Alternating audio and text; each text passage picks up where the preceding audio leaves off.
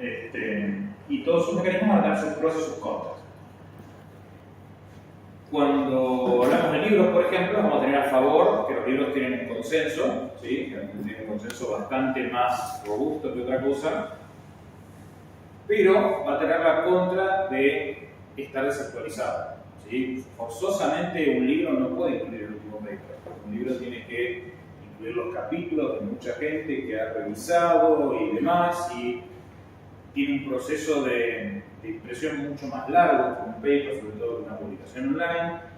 Entonces, generalmente para cuando ustedes leen un libro, por más que ese libro sea del año 2025, es muy probable que el último dato que haya incorporado a ese libro sea por lo menos de 3 años para atrás, ¿sí? Luego tenemos las revistas de publicación científica. Y las revistas de publicación científica tienen de pros que es actual, pero tienen de contras que un gran asterisco en ese actual, pero también quiero que veamos eso, tiene de contras que para accederlo realmente tiene que tener alguna clave, algo pago, hay muchas revistas, entonces uno no puede leer absolutamente todas las revistas de todo lo que sale, la cantidad de volumen de información de revistas que hay es importante y hay que tener una discrecionalidad bastante buena a la hora de decir, che, leo de esta revista y no de esta otra. Por ahí se casan con los oftalmólogos y por ahí se pierden de recibir un montón de cosas de otras revistas que pueden estar funcionando mejor. Y con respecto a lo actual, que dice de 1 a 3 años, bueno, eso tiene que ver con que en realidad si ustedes agarran un libro, un último dato, ese último dato va a tener de 6 años para atrás, porque cuando ustedes van a publicar en una revista, el proceso de aprobación, de escribir el paper y de publicarlo, demora entre 1 y 3 años, ¿sí? O sea, de que alguien agarra y descubre algo, puede tener una idea, o aplicar un tratamiento, y ver que ese tratamiento también, desarrolla un estudio randomizado, donde ciego lo demuestra, y lo publica, y pasa, y tiene todo el seguimiento de un año, y después todo el ida y vuelta con distintas editoriales que te rechazan el paper, que te lo aceptan y todo, eso se puede perder unos 3 años fácilmente. De hecho, tal es así que yo, por ejemplo, trabajo con distintos grupos de investigación en distintas partes del mundo, y a veces me llega felicitaciones, se ha publicado tu paper y yo ni me acuerdo de qué paper es, ni lo que hice para ese trabajo, porque lo habré hecho por ahí 3 años para atrás. Luego tenemos los congresos, ¿sí? Van al congreso de la SAO, van al congreso de la Academia Americana, al congreso mundial, lo que sea, y lo bueno es que en los congresos van a encontrar una información muy actual, ¿sí? Que van a encontrarse con un tipo que por ahí le dice, yo soy fulano acá, le metí esta gotita y con esta gotita estoy logrando que se aplique la retina sin necesidad de cirugía. Bueno, la información va a ser súper actual, pero en contra van a tener que no tienen todo el proceso formal de peer reviews y de consenso generalizado que se va formando a través de cuando un dato va pasando las cascoteadas que le tira la ciencia, ¿sí? Básicamente todo lo que ustedes ven que se ha publicado en algún lado tiene que haber pasado por un proceso de revisión de pares, de más de uno, y finalmente tiene que pasar la prueba de la cancha de, che, yo aplico esto que me está pasando y no le tiro una nota a la revista o un contrarreporte o algo desbancando el argumento que se había presentado. Luego tienen la posibilidad de rotar por servicios. Eso está muy bueno para aprender, o sea, ustedes se van, no sé, a Barraquer, a aprender con la gente que es lo que están haciendo allá, y se van a llevar un aprendizaje muy copado, sobre todo porque va a ser un aprendizaje hands-on, se va a hacer un aprendizaje que ustedes van a estar viendo, haciendo o viendo hacer muy íntimamente y charlando con la gente que realmente está en la cancha, vinculándose con una nueva práctica, con un nuevo tratamiento o con cómo es la naturaleza propia de la práctica en ese lugar, que puede ser distinta a sus interesantes. La contra de las rotaciones es que va a haber siempre un sesgo local y que no es tan fácil acceder. O sea, no es que ustedes mañana levanten el teléfono y lo reciben en los compadres haciendo así. No es imposible, de hecho yo he ido, pero digamos que tienen que moverse y tienen que tener contenido donde ustedes tienen la base de una punta que puede dar. Y inteligencia artificial puede ser prácticamente infinitos apuntes sobre cualquiera de los temas que existen. Puede ser muy copado que antes de ponerse a hacer una gran investigación sobre algo que ustedes quieren conocer o leer un gran libro, le peguen una mirada a algo de inteligencia artificial y sobre todo la diferencia que tiene con todo esto, inclusive con el apunte que ustedes pueden charlar con esa gente, ¿sí? Entonces, por eso está sumamente bueno y es quizás hoy una de las formas que yo más uso, sobre todo frente a este tipo de temas. Por ejemplo, bueno, yo trabajo para trabajo. Me contactaron de una empresa que se llama Tegus, si no me equivoco, y la empresa lo que hace es, le ofrece el servicio a inversores de bolsa, particularmente de Nueva York, para hablar con distintos expertos sobre algún tema sobre el cual ellos estén considerando las inversiones. A mí generalmente me llaman por retina en general o por antiangiospénicos en particular. Entonces, hay veces que por ahí me llaman, quiero hablar a un inversor sobre una empresa que por ahí está en fase 2 o fase 3 y todavía no está. Yo no tengo ninguna forma de hacer la experiencia hands-on de cómo funciona la droga, y antes de tener esa charla, más allá de la investigación que puedo hacer viendo un paper, siempre recurro a la inteligencia artificial como para tener una idea de no comerme una esquina que no estoy viendo. Entonces, ese es un tipo de utilidad muy práctica. Entonces, vamos avanzando sobre esto. Los libros son la primera opción en el marco académico. Luego tenemos libros de especialistas y subespecialistas, que siempre está bueno conocerlos y está bueno reverenciar a la gente que vino antes que nosotros, sobre todo en otras épocas donde el conocimiento era mucho más mezquino, más difícil de acceder. Y siempre está bueno cuando ustedes tengan algún referente, sobre todo la gente más añosa, qué lecturas les suele recomendar. ¿Sí? Eso está bueno, y está bueno armarse una biblioteca en función de eso. Si tienen que ir a una sola cosa, o el presupuesto, el precio, calidad y demás, a mí me encantan los libros de las ciencias básicas de la academia. De hecho, colaboré para escribir de trauma y también en el de ATLS. El proceso en el cual se escribe uno de estos libros está buenísimo, está muy interesante, y sobre todo me encanta porque suele ser que cuando te tiran un dato de los libros de ciencias básicas, a la par te tiran qué paper fue el que generó ese dato, y no de una forma fría de referencia al final del capítulo, sino literalmente dice tal paper aportó tal cosa, y está bueno ir a cotejarlo y a ver cuando uno no está del todo de acuerdo con algo, qué es lo que tiene que atacar para poder refutarlo y cambiar el paradigma. Tengas algún latino, negro, publicando en el artículo, te suma puntos y por ahí le da más relevancia, y eso indefectiblemente va en detrimento de la calidad científica. Entonces, por ahí yo no sé cómo va a evolucionar la academia de acá para adelante, no pongo las manos en el fuego por el futuro de la academia, sí por el pasado, que hasta ahora ha sido muy interesante. Luego, las revistas les permiten pre-research sobre tópicos afines, o sea, si ustedes agarran la revista de retina, van a estar más o menos actualizadas, por lo menos cuál es la discusión, qué se está hablando hoy en el mundo de retina y qué lo falta poco.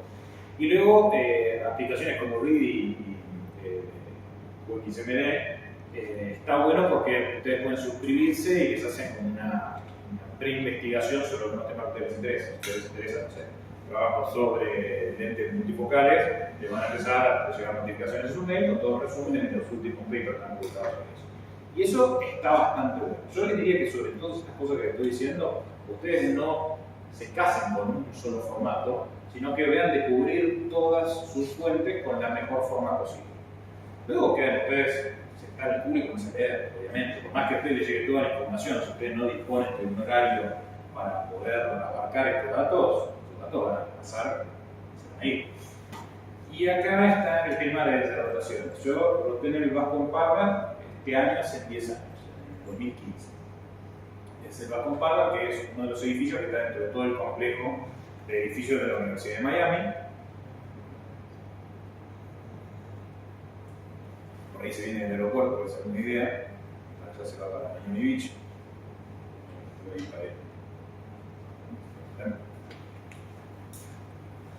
En la zona de Beach, acá en medio del barrio de Esquiar, no es una zona muy copada, de hecho robaba bastante cuando yo estaba por ahí, se me robaba ahí por cuchillo en ese momento, no me quiero imaginar ahora con más fentanil y demás. Pero lo interesante es que en ese momento ya había varias sedes de Bascom Palmer, está la sede central de la Universidad de Miami, y fueron abriendo distintas sedes en otras zonas de Florida, que cada tanto te mandaban a rotar por cada uno de los servicios de quirófano. Yo en ese momento,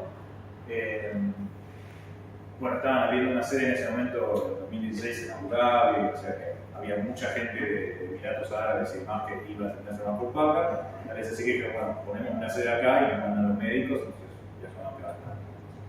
Y una cosa interesante que está siempre y debe estar ahora, hace mucho no voy, que el Bascom Palmer viene sacando el hospital número 1 en oftalmología de Estados Unidos desde, fíjense cuándo, en este caso desde 2024. Y en todos lados te publicitan eso y todos los pacientes lo ven en alguno de los pisos del hospital. Entonces me interesó, bueno, ¿qué quiere decir esto? Que sea el US News que califica todo esto.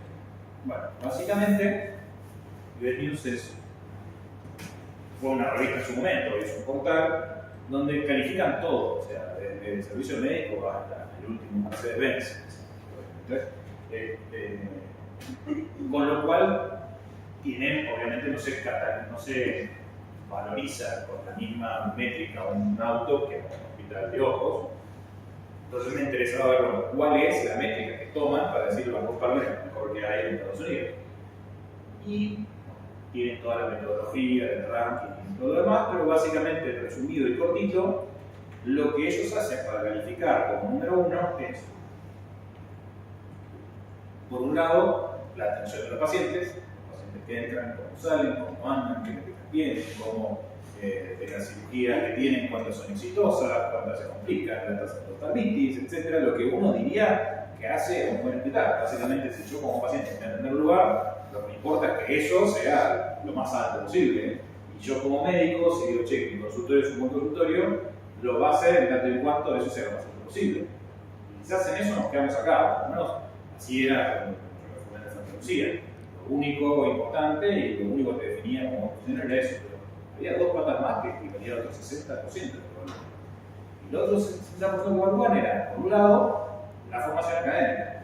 O sea, una institución es buena en la foto, en el momento que es buena, por los profesionales y cómo rinden en ese desempeño. Pero si no tienen formación académica que les permita formar a futuro y tener un grueso de gente joven que está trabajando y que está aprendiendo, para Estados Unidos no es nada. O sea que lo académico es fundamental. Obviamente, siendo un hospital universitario de la Universidad de Miami, lo académico es muy importante. Y después, que eso académico que vos estás generando, ese capital humano de gente que se está formando, que publique mucho. Entonces, otra de las cosas que se valoriza muchísimo es cuántas publicaciones tenés. Y acá la gente no tiende a publicar mucho. Buenísimo si llegan a participar de alguna forma con la formación de otros estudiantes, pero de ahí a que publiquen, flojísimo en general. Entonces esto se lo dejo como una cuestión como para que vean que no alcanza con ser bueno, sino que hay que extender eso, que ustedes son buenos con otra gente y que además hay que demostrarlo a ustedes. ¿Sí? Bueno, vamos a la compara, voy a pasar rápido por todo lo que quieren dar, después se toman si quieren la presentación, que es lo que reconocen a los comparmen en su volumen de pacientes atendidos, de cantidad de cirugías, pero también la cantidad de papers que publican. Cuando yo estuve allá, roté con esta gente, ¿no? El doctor Smith, particularmente en el servicio de retina quirúrgica, yo tienen separado lo que es retina quirúrgica de lo que es retina clínica. El doctor Sohar y Joshua eran israelitas que estaba ahí ya hace unos años trabajando en el Banco Palmer y se dedicaba a la parte de retina clínica. Después Sander Bobby es un anatomopatólogo que trabajaba con todos y aproveché, si bien no era lo que me había aceptado el Banco Palmer para que vaya a hacer, tomé contacto con Janet Davis, que es madre de la uveitis, y aproveché y los días que no tenía con el servicio de retina me iba a ver uveitis. Y era, los días de retina por ahí entraba a las 7 de la mañana y se veían 100 pacientes y salía a las 3 de la tarde, pero en uveitis arrancaba a las 7 de la mañana, se veían 100 pacientes y salían a las 10 de la noche. Otro mundo. Bueno, Smith con el que rotaba yo, una de las cosas que es interesante para ver es, justamente, el chabón es relevante porque en ese momento ya tenía más de 242 publicaciones en papel. ¿Sí? Yo al día de hoy voy a tener, no sé pero entre 20 y 30 por ahí, entre capítulos de libros y papers que están dando vueltas. Para llegar a 240 ya tenés que arrancar desde la facultad prácticamente y es a lo que te va llamando el sistema. ¿Sí? Bueno, otra de las cosas que era interesante en ese lugar, del ascensor, vos veías a tocar el piso de lo que querías ir y ahí tienen la distribución de lo que es el hospital, donde van ubicando cada una de las cosas. Consejo para aquellos que quizás se monten su clínica o mucha gente que están acá no son argentinos y por ahí se vuelven a sus países con la idea de desarrollar una práctica por ahí con ciertas virtudes económicas. Fíjense en qué piso está el quirófano y en qué piso está que es la atención de pacientes generales. Y dense cuenta que lo que ustedes quieren es poner todo lo que sea el mayor volumen de gente, lo más cercano a la planta baja, para ahorrar en energía por los sensores y para facilitar y agilizar la dinámica. ¿Sí? Entonces, lo que menos va a hacer la gente, lo que menos va a hacer la gente caminando es ir al quirófano, y el quirófano por un piso superior. Y bueno, esa jerarquía está el otro lado. Este es un consultorio. Los consultorios no son extremadamente lujosos, o por lo menos los limpios, bien equipados y todo lo demás, pero no es el lujo lo que se prioriza.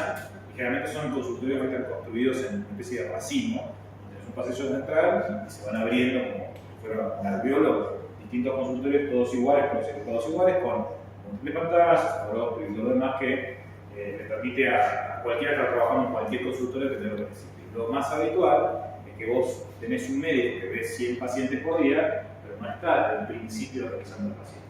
Primero que revisa el paciente puede ser un accidente, después lo ven todos los técnicos que hacen todos los estudios que pueden llegar a hacer falta, le toman la bolsa visual, absolutamente todo, y lo último que hace el médico es sentarse con esas dos pantallas y con un escriba que le va escribiendo todo lo que quiere decir, y se asegura que todo lo que se escribe se facture, porque la medicina ya está apuntada más que nada a eso. De hecho, la historia clínica para ir facturando hasta la gotita que se le puso para dilatar, literal, y si no lo facturas es un problema que viene a reclamar el auditor.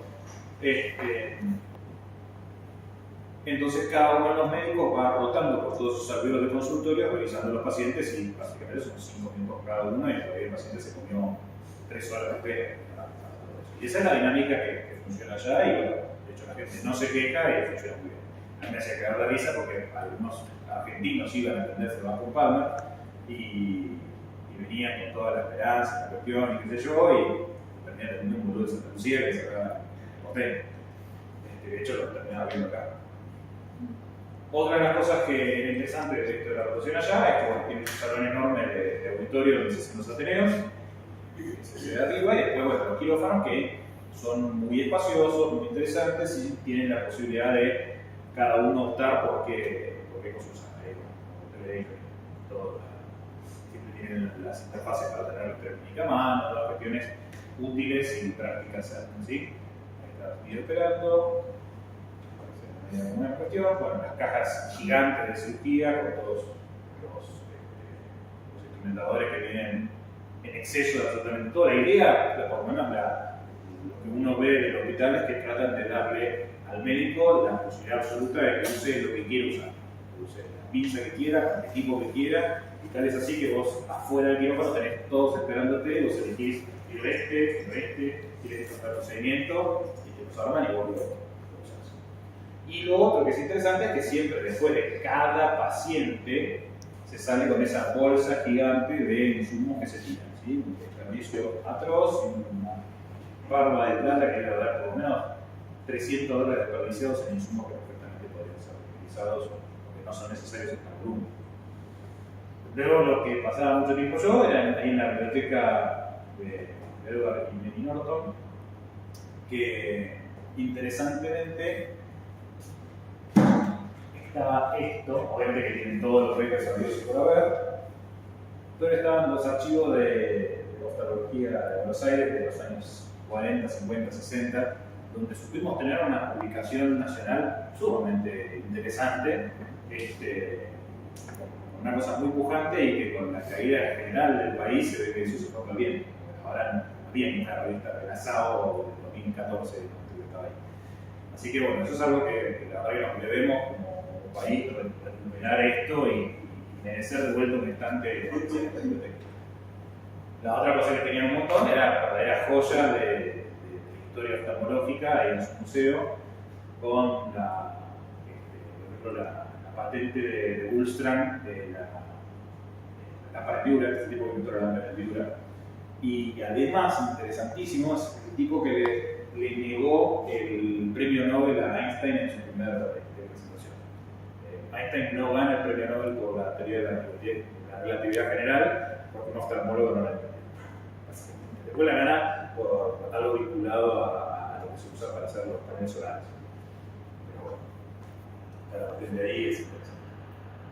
Luego, en el INOIS de Singapur, el Hospital Nacional Universitario de Singapur, una serie de casos de traumas espantosos de la Guardia de Santa Lucía. Yo al hospital iba siempre con una cámara de fotos, una riñonera, y trataba de coreografiar absolutamente todo lo que veía. Y bueno, por eso me dijo, che, mirá, el año que viene tenemos un congreso específicamente de trauma ocular, el tipo este es un especialista en uveitis, que además se había formado como especialista en trauma ocular en India, y era un referente ahí en Singapur. Entonces me dijo, mirá, si vos te pagás el pasaje y la estadía, yo te invito y habla de esto ya. Y de paso me fui por Tailandia, Camboya, fue un desastre, espectacularmente divertido. Pero bueno, también la parte académica estuvo muy copada en esto. Me terminé siendo miembro de la Sociedad Internacional de Trauma Ocular y la Sociedad de Trauma de Asia-Pacífico. Sigo laborando con ellos hasta el día de hoy. Bueno, algunas características de Singapur son que es una ciudad muy chiquitita, una ciudad que está al sur de Malasia, pero que es grande como una capital federal más o menos, precioso y funciona como una ciudad estable, con Nueva York, que es la mejor ciudad del siglo XX, esto es como el siglo XXI.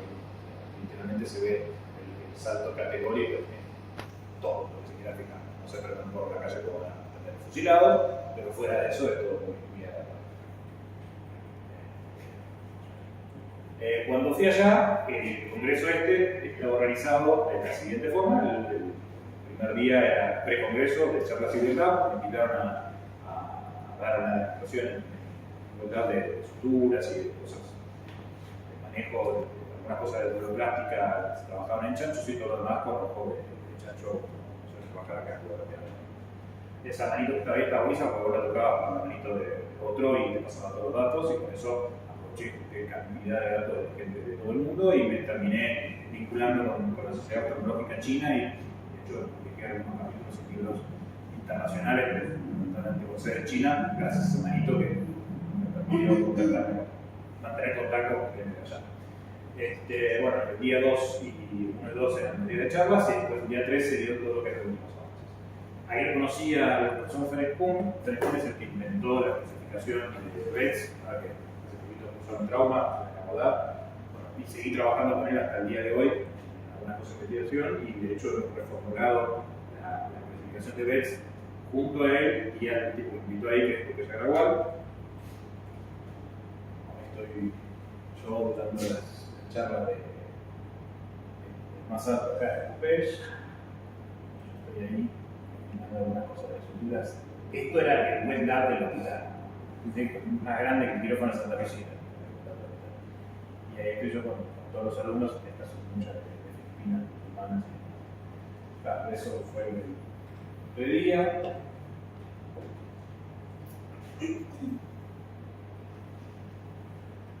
Una charla de Ferenc Kuhn que estuvo muy interesante, donde el tipo básicamente desmitifica toda la cuestión de las suturas corneales, sobre todo traumáticas, del 80%. Dice que no es nuevo, lo que hay que hacer es tratar de lograr que la sutura sea lo más circular posible para poder garantizar la unión del endotelio corneal, para poder tener una transparencia corneal lo antes posible, para poder tener una vitrectomía lo antes posible. Y esto que ahora lo estamos publicando y reconociendo recién ahora, año 2025, que va a salir recién en 2026 en Cochrane, en el review que estamos haciendo, ya Ferenc Kuhn lo venía diciendo desde el 2015. Y este es el tipo que inventó prácticamente la tecnología vascular moderna. Él es Lupe Yagragual, trabaja en Tato de New Age. Terminé siendo muy amigo, de hecho, tengo reuniones con él a la distancia, prácticamente 2 o 3 por mes, en estos proyectos que estamos trabajando de investigación. Y bueno, colaboro con él básicamente todo lo que he publicado, no todo, pero un 60-70% es vinculado a él. Bueno, lo que yo fui a presentar en ese momento, en los 2 días que estuve, yo presenté una clase sobre un tipo que vamos a tener en Navidad, que estando borracho en la moto sin casco, se pegó un palo y se enganchó el freno de la moto, le tocó por el costado y terminó sacando el ojo, cortando el nervio óptico, pero manteniendo algunas uniones musculares. Y básicamente fue cómo manejamos eso en guardia, y la decisión y la operación si sacás un ojo de todo o no, dependiendo de la naturaleza de los vehículos vasculares, siempre más que nada la función estética de comer. Está post, eso después lo podemos ver en el caso. Después con otra gente que me relacioné en ese momento, fue otra gente que era un chique, parte de la gente lente de retina de New Age, y se me ocurrió que está haciendo algunas investigaciones, que yo la verdad que estoy esperando ansiosamente que salga una cosa en particular que está desarrollando este tipo, hace mucho, que es una especie de disco elástico para el segmento posterior, que básicamente nos permitiría reemplazar el aceite como taponaje, con la particularidad de que se inyecta fluido y que a temperatura corporal se vuelve como una especie de gelatina totalmente transparente que mantiene la retina aplicada inclusive a la retina inferior. Pues sería espectacular, pues muchas veces uno quiere, hay pacientes que no lo dejan con gas, lo dejan sin nada, y si lo tenés infinitamente con el aceite, tarde o temprano te encontrás con una precipitación o cuando lo tomas es difícil. Otra gente que estuvo presentando, no quiero demasiado, pero estas fueron las cosas que hablaron en ese último día de avances, donde la Calvin Chi, la representante de retina dentro de la Asociación de Trauma Ocular de Asia-Pacífico, presentó un chip subretinal, era un chip subretinal que estaban desarrollando, en contraparte con los chips suprarretinales que vienen desarrollando de largos, R2 y demás, que ya no había seguimiento. Luego había gente que estaba desarrollando estos parches bueno, lo vamos a ver en la próxima clase, pero sepan que veo a esta gente en ese momento. Básicamente son parches de estilo pigmentario para reemplazar gente que tiene maculopatías atróficas. Y luego terapia génica con, bueno, ahí está el microgel que les decía que se estaba desarrollando. Y luego conceptos de terapia génica que la verdad que me quedaron muy fijos y los sigo utilizando hasta el día de hoy. Que bueno, tiempo después apareció alguna terapia génica o oncológica que vamos a ver la próxima clase. Bueno, de hecho, algo les había hablado en genética, ¿se acuerdan? Como les decía que los virus son como disquetes, y básicamente la capacidad que tiene un virus varía dependiendo de la especie, entre comillas, de virus que están utilizando, y que es más fácil arreglar un gen cuando menos bases tenga, porque se puede usar un virus más económico y más repetitivo, bueno, todas esas cosas las aprendieron. Bien, con esto son casi las 8. Esto lo voy a dejar acá, ¿no? Yo demasiado. El pantallazo que vi recién fue cómo apuntar una rotación, o sea, que traten de sacar una rotación, cómo se hace puntualmente, bueno, tienen que contactarse con los que quieran ir. Básicamente todo se maneja con personas, o sea, ustedes van a entrar en la vorágine de ver, de mandar un mail sin tener idea quién va a llegar y lo va a tener que recibir una secretaria, y ese secretario se tiene que ocupar, tiene que responder y demás. Generalmente las cosas no salen. Lo que más les conviene es tratar de moverse en los circuitos que ustedes quieren ingresar y tratar de tomar contacto con alguna persona a la cual ustedes puedan copiar en los correos que quieran lograr ir a visitar. Identifiquen, ya sea en los congresos, quién cómo habla, identifiquen quiénes son los autores de las cosas que les parecen relevantes, charlen con sus amigos de ver, bueno, che, cosas que están viendo, fíjense videos en YouTube y demás, de decir, bueno, para acá interesantes. Y es muy raro que si ustedes llegan a conseguir el correo electrónico de esa persona puntual que vienen a ver, que esa persona no lo reciba. Es lo más extraño. La mayor parte de la gente no tiene mucho problema de encontrar. Le gusta cuando alguien lo busca y quiere compartir. Y en el peor de los casos te dirán, mira, este año no puedo, tengo 15 personas, el año que viene puede ser, y ustedes lo tendrán perfecto. ¿Qué puedo hacer para ir facilitando esto en el transcurso de este tiempo? ¿Cómo lo puedo ayudar? Me interesa. Vayan vinculándose. Lo social es fundamental. Una vez que hacen eso y están ahí, aprovechen el tiempo.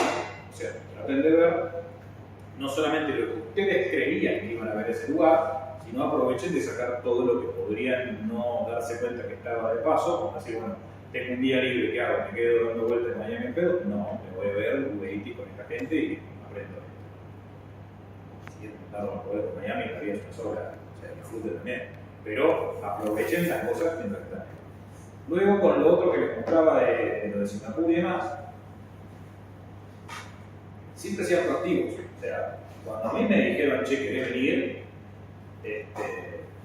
Nunca había dado una clase en inglés, ni tenía una cosa muy armada, ni tampoco era el principal de cada uno de esos casos complejos que se habían manejado, que en ese momento estaba haciendo la concurrencia de los hospitales, ni siquiera residencia, la concurrencia de los hospitales de Santa Lucía.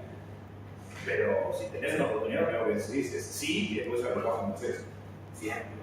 ¿Sí? Si ustedes tienen un paciente que nunca operaron esa técnica y que el paciente tiene que operarse con ustedes y ustedes lo patean, nunca van a operar esa técnica. Lo que tienen que hacer es, si te opero, y aunque sea pérdida, van y le pagan a un cirujano, si no tienen una amistad directa, van y le pagan a un cirujano que ustedes admiren para que opere ese paciente al lado suyo y ustedes aprenden a hacer la cosa. Siempre es sí y después veo cómo. ¿Sí? Obviamente con la moral como guía y demás, pero sean proactivos. Y ser proactivo te va a ir abriendo mucho más camino que decir, no, todavía no estoy listo para esta oportunidad que me llegó. Bueno, wow, esa oportunidad, voy a aparecer otra vez.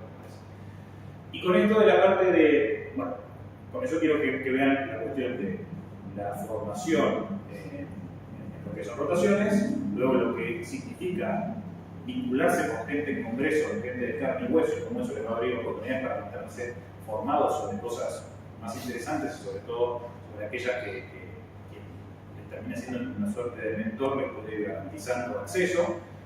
Y luego, acá lo que quería cubrir es un poco cómo pensar la utilidad quizás en algo más práctico, como si, che, me voy a comprar un equipo que hace esto, me voy a comprar un equipo que no hace esto, y para eso tienen que entender qué es lo que hay atrás del funcionamiento del médico. Entonces, líneas generales, sin ir demasiado a lo que es la retina especialista.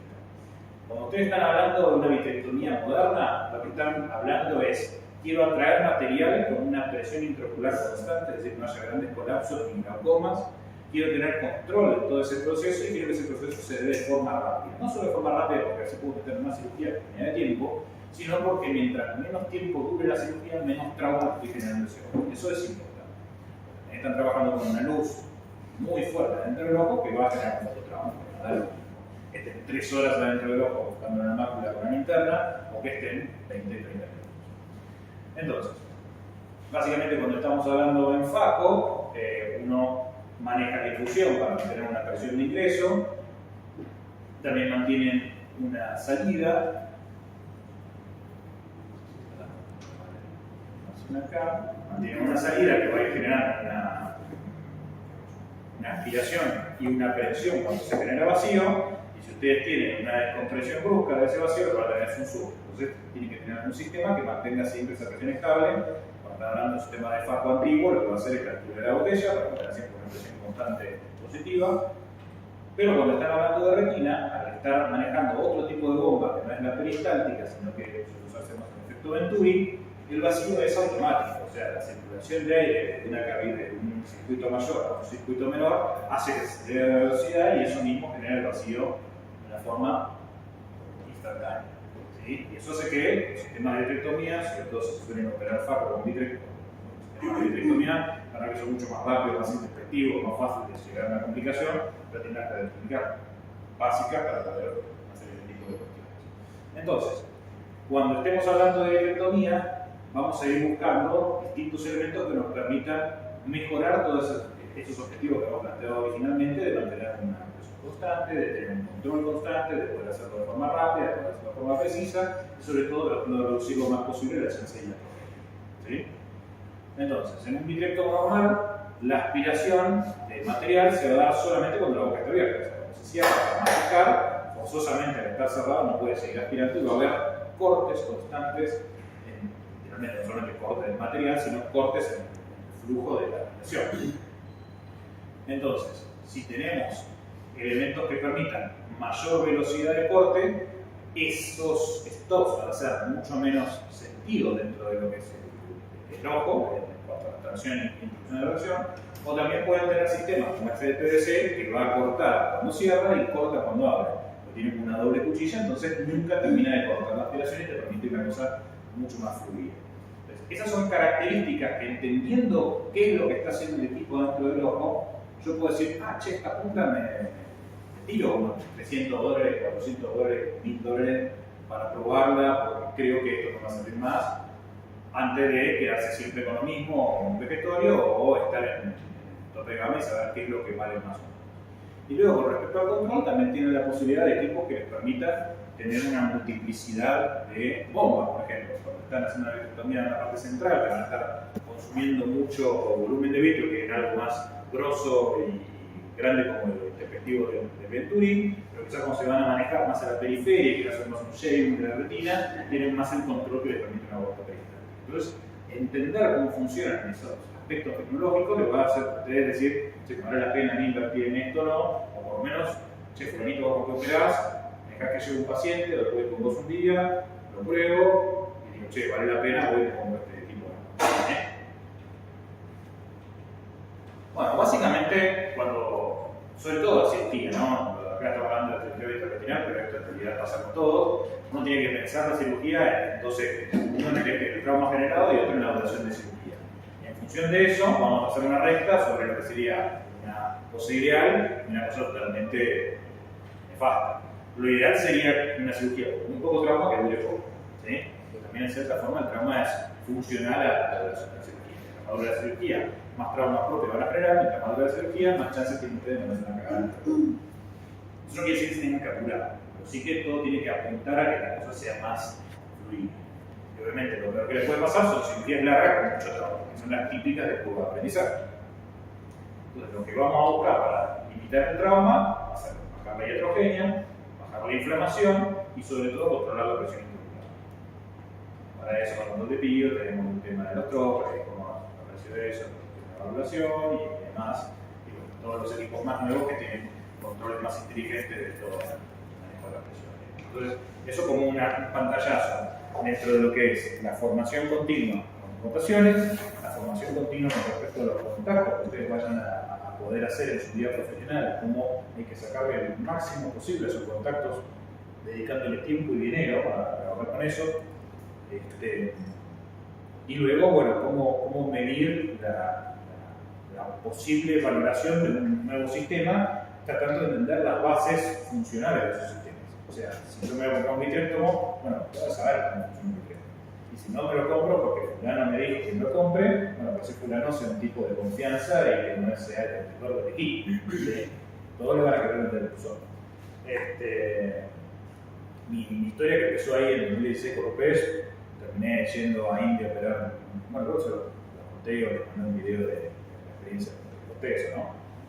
Eso surgió del mismo tipo que tiene una fundación ahí en Singapur y se dedica a conectar a cirujanos de distintas partes del mundo, sobre todo para la formación de cirujanos locales en lugares donde se dedican a entrar gratis a gente que no tiene recursos. Y eso me sirvió muchísimo. Me sirvió muchísimo la experiencia, me sirvió muchísimo la experiencia quirúrgica, porque no es lo mismo trabajar en tu idioma que trabajar en otro idioma, que trabajar en otro idioma otra gente que también es su segundo idioma, que culturalmente es una cosa completamente distinta a vos y que tenés que tener buenos resultados porque bueno, estás ahí para hacer bien, por un lado, y por otra parte porque realmente querés que la gente aprenda. Entonces, eso de manejarse con los congresos, no se creen que lo más importante del congreso es ir a ver la charla de tal o ir a la discusión comercial a conseguir la pizza más barata. No, lo más importante que puedes sacar de ahí es lo social. ¿Sí? Para todo lo demás, de alguna forma se van a manejar. Y la carga social es la continuidad. O sea, ustedes tienen una buena impresión con alguien, tienen una impresión más o menos o lo que sea, van y le tienen el contacto, le tienen un mail y dicen, che, me gustó mucho esta charla que diste, me quedé interesado con esto, che, mira esto que estoy haciendo, o tus pedidos. Una cosa que yo suelo hacer mucho cuando voy a congresos es tratar de ir a la parte de los pósters, sobre todo cuando está la gente que hace la póster. Entonces voy primero, me pego una vuelta, leo todos los pósters, pero sí leo el título, el material y método, de verdad que más o menos sea una cosa coherente lo que hicieron, las conclusiones, si me parece relevante, me lo anoto, me fijo cuándo va el chabón que hizo eso a defenderlo, y ahí tomo contacto. ¿Sí? Entonces hacen eso y fácilmente van a terminar con 15 contactos, de los cuales 2 les pueden cambiar la cara. Seguro. ¿Entienden? Entonces es una cuestión de números. Eso me encanta. ¿Sí? Así que bueno, eso para no seguir extendiendo mucho más hoy, la idea es que con esto tengan una idea general de todos los mecanismos de aprendizaje que hay y cómo ustedes lo pueden ir encarando con su formación continua el día de mañana. Si no lo quieren hacer, se van a ir quedando más tiempo y van a ver que las cosas les pasen. Bueno, bienvenido sea si ese es su camino de vida, pero hay otra forma. La idea con la clase que viene es darles por ahí algunos otros ejemplos de cosas que estoy haciendo yo, pero hablar de algunos mitos y verdades y como algunos ejemplos de cosas que han aparecido y que han resultado ser desastres y estafas absolutas, y otras cosas que por ahí sí tienen una cabida interesante que puede tener una perspectiva futuro. Y ya vayan pensando desde el día de hoy, para ir construyendo el breve texto que les pido de evaluación final, qué cosas les parece a ustedes, independientemente de que les interese la retina, el glaucoma, la terapia génica o lo que sea, qué tecnologías o cosas piensan ustedes que va a cambiar la oftalmología. Por ejemplo, yo me acuerdo, yo tengo mi madre hace plástica, a mí no me interesó casualmente eso, pero su marido hace retina y me formé mucho con él. Y ya desde mi época del colegio manejaba más con el PowerPoint que eso, entonces les armaba las clases. Y me acuerdo lo que fue el cambio de las presentaciones de retina cuando apareció los CT. Los CT pasó a ser más importante que la lámpara de hendidura en un consultorio de criólogo. ¿Sí?